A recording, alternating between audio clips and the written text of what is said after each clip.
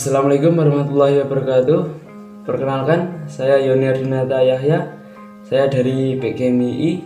NIM saya adalah 203 1903 16. Di sini saya akan menjelaskan tentang kepribadian.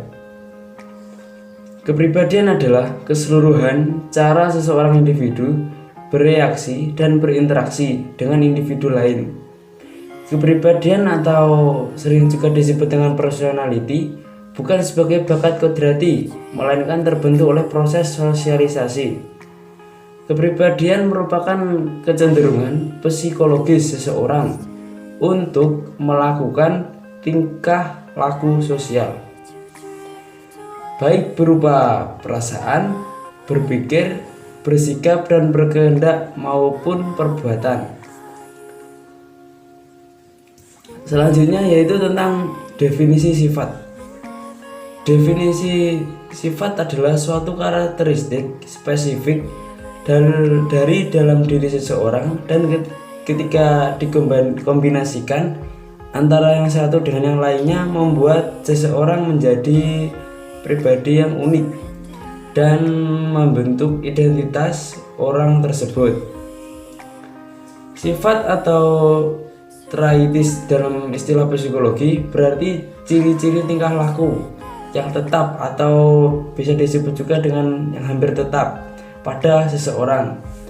Secara sederhana, sifat merupakan ciri-ciri tingkah laku atau perbuatan yang banyak dipengaruhi oleh faktor-faktor dari dalam diri seperti pembawaan, minat, konstitusi tubuh, dan cenderung bersifat tetap atau stabil. Dalam menentukan sifat seseorang, kita itu memerlukan waktu yang lama karena sifat ini membentuk kepribadian. Jadi cakupannya lebih sempit. Sifat yang membentuk kepribadian diantaranya yaitu seperti penolong, motivator, perfeksionis, individualis, pemikir, dan yang pasti yaitu romantis. Selanjutnya yaitu tentang definisi sikap, yaitu sikap merupakan suatu kecenderungan untuk bertindak terhadap objek di lingkungan tertentu sebagai suatu penghayatan terhadap objek tersebut. Sikap menunjukkan adanya kesesuaian reaksi terhadap stimulus tertentu yang dalam kehidupan sehari-hari merupakan reaksi yang bersifat emosional terhadap stimulus sosial. Sikap masih merupakan kesiapan atau kesediaan untuk bertindak, bukan pelaksana motif tertentu. Sikap bersifat temporer atau sementara dan mendapat berubah ketika mendapatkan stimulus yang berbeda pula. Selanjutnya yaitu tentang definisi temperamen.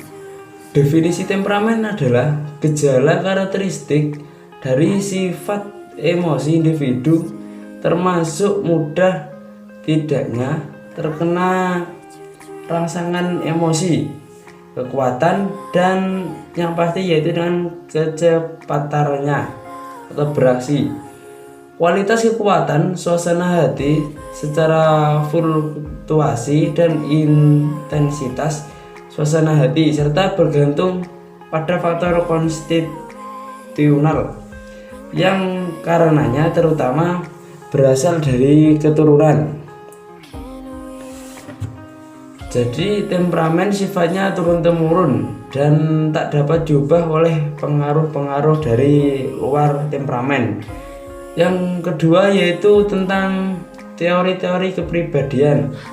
Teori kepribadian sendiri ada 8 teori. Yang pertama adalah teori kepribadian psikoanalisis, yang kedua itu teori-teori sifat, dan yang ketiga yaitu teori tipologi atau teori kepribadian, keempat behaviorisme, kelima teori psikologi humanistik, keenam teori psikologi kognitif, ketujuh yaitu teori belajar sosial, dan yang terakhir yaitu teori psikodinamik.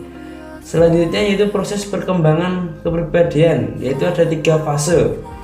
Fase yang pertama adalah fase awal atau pertama, dimulai sejak anak mulai berusia 1 hingga 2 tahun.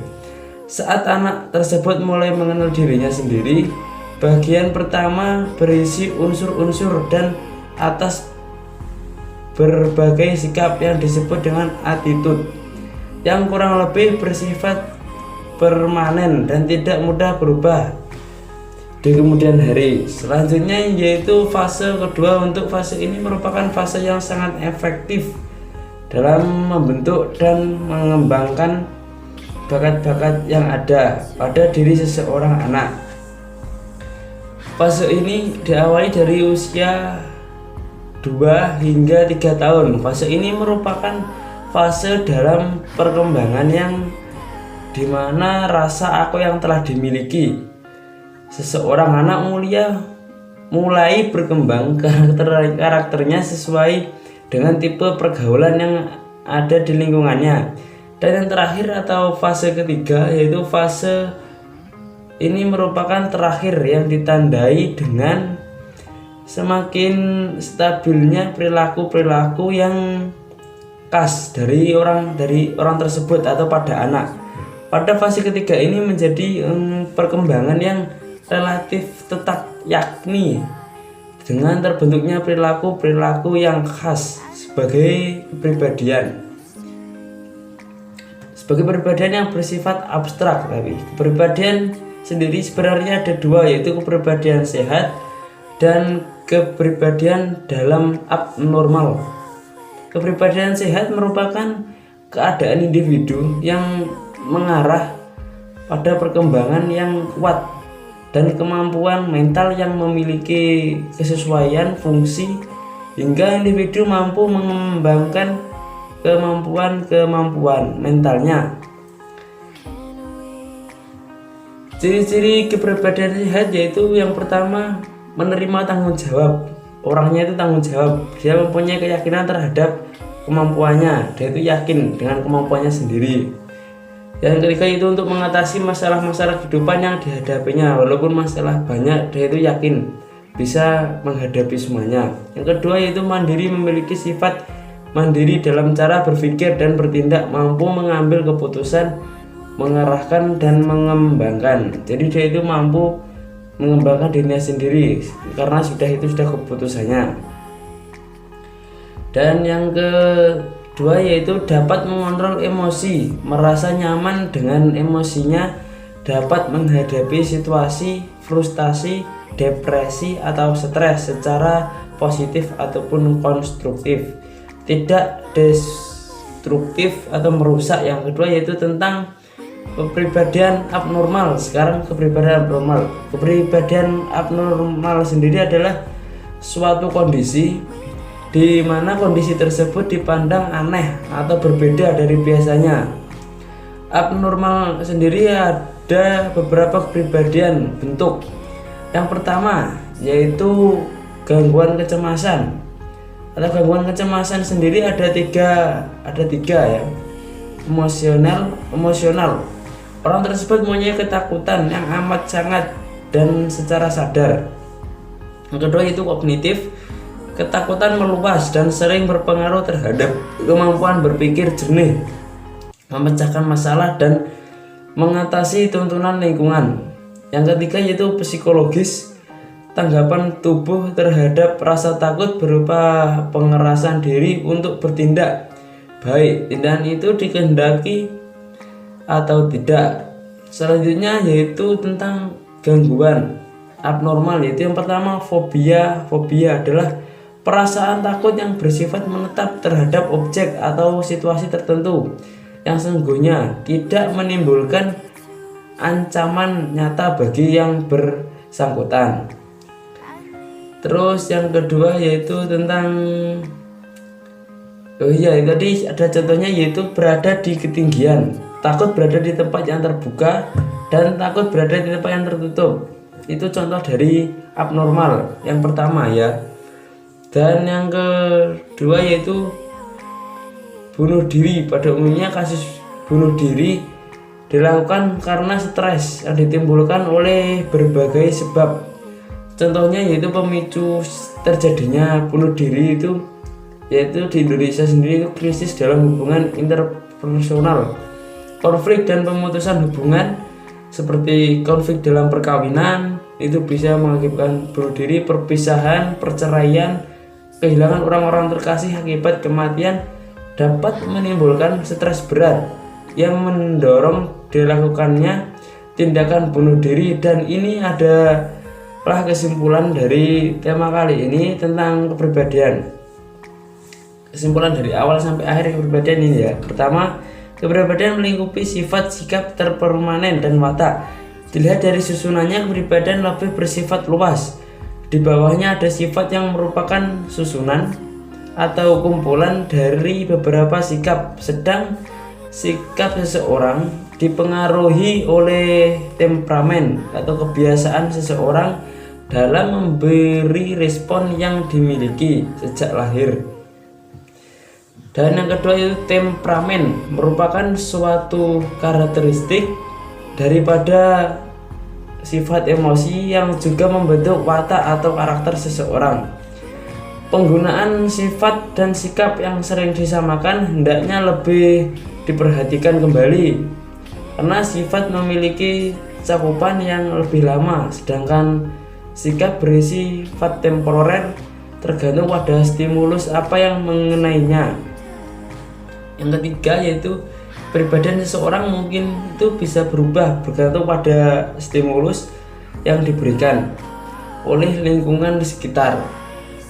Karena faktor utama pembentuk kepribadian selain faktor biologis ada juga faktor lingkungan, terutama lingkungan keluarga itu ya sangat berpengaruh sekali, dan lingkungan pertemanan. Teori kedua yaitu teori kepribadian adalah refleksi yang berkaitan dengan latar belakang pribadi pengarang, pengalaman masa kecil atau filsafat hidup, hubungan interpersonal, dan cara unik mereka dalam memandang dunia. Dan yang ketiga yaitu proses perkembangan kepribadian manusia terjadi secara bertahap dan menyesuaikan usia. Usia itu sebenarnya juga mempengaruhi perkembangan kepribadian, dipengaruhi oleh dua faktor, yaitu yang pertama itu faktor internal dan yang kedua itu faktor eksternal. Yang keempat itu teori kepribadian dibagi menjadi 3 macam, yaitu yang pertama berdasarkan kebiasaan dalam berperilaku, dan yang kedua itu berdasarkan keterkaitan jasmani dan berperilaku, yang ketiga itu berdasarkan nilai-nilai dan bidang pengetahuan, dan yang kelima itu kepribadian yang sangat ditunjukkan oleh perilaku yang sehat dan pemahaman yang baik akan kondisi diri sendiri dan orang lain. Yang keenam adalah kepribadian abnormal, adalah suatu perilaku di luar batas normal, dapat berkonotasi negatif dan dapat berkonotasi positif. Oke, sekian dari saya, kurang lebihnya mohon maaf yang sebesar-besarnya. Wassalamualaikum warahmatullahi wabarakatuh.